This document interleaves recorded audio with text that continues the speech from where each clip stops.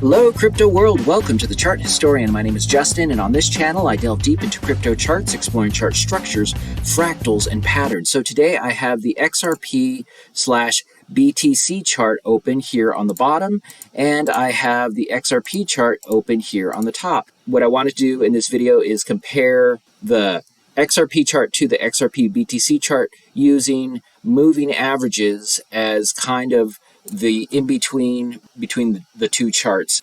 I've highlighted in these purple boxes the time when XRP goes sideways and it's range bound.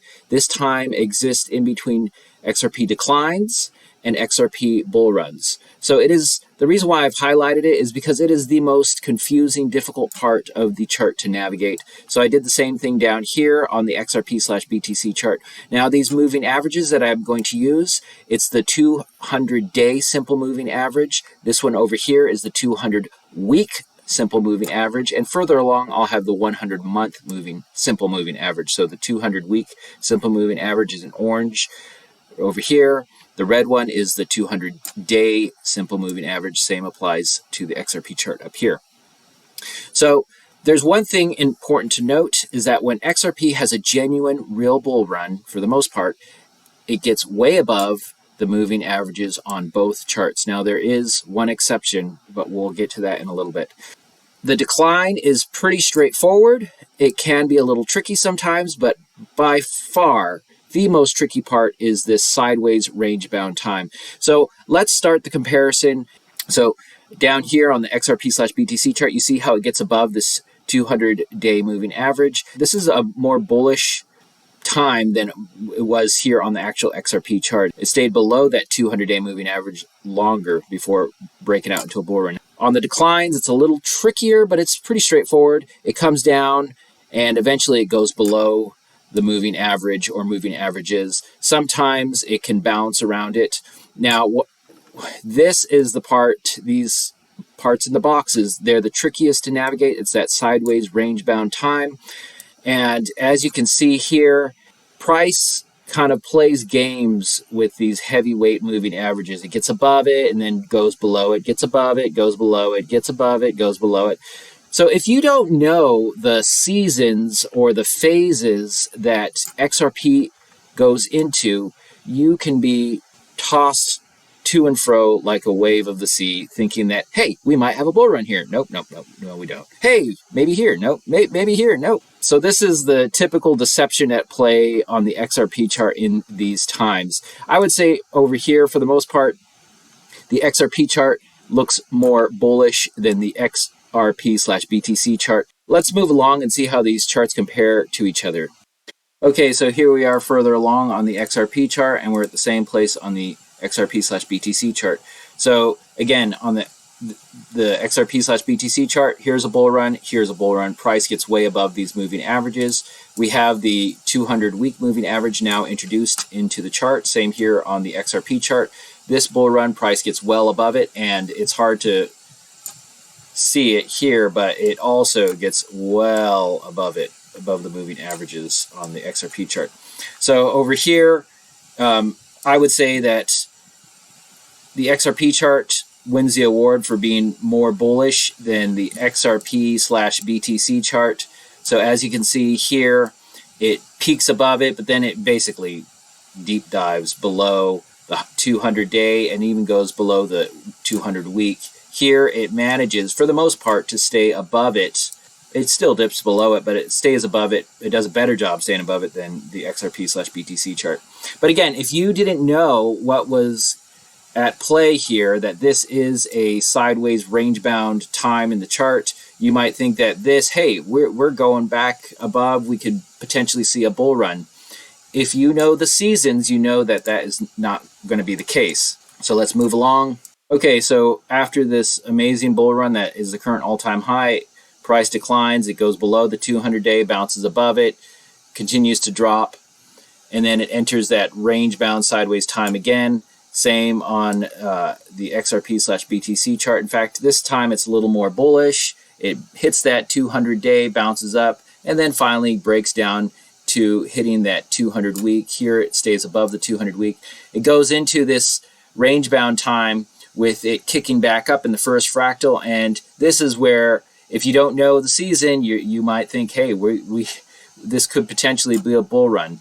Same here. This is why it's really important. I keep stressing this, that knowing the seasons is vital. If you only rely on these type of indicators, you're going to be in for an emotional rough ride, thinking that hey, we're above the moving averages, things are looking great, we can expect a bull run, only to be disappointed by this. So, and it keeps happening in this season, and that's what this season offers you. It just offers you a lot of chop. Moving along, XRP finally hits its next bull run. It goes way above the moving averages. So here is that one exception. So over here, it gets above the 200-day. This is this bull run right here. Let's move this over here. So it gets above this 200-day moving average, but it doesn't even get above the 200-week moving average. And you can't even tell the difference between this right here and the bull run. Whereas on the XRP chart, it's much easier to tell. So it declines. In this one, it bounces off this moving average. All this was part of the decline. And again, it's tricky to know if you don't know the seasons.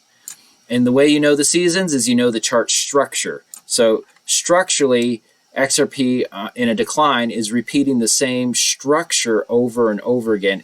When it plays out that structure, it's unique every time. It looks different every time, but structurally, it's following the same structure or pattern, and it's just expressed uniquely.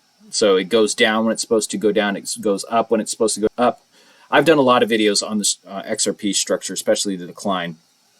So as you can see here, this is the capitulation fractal right here, and this is it right here. So now we are going back into this phase right here, this sideways range-bound time. So what we can expect is a lot of chop.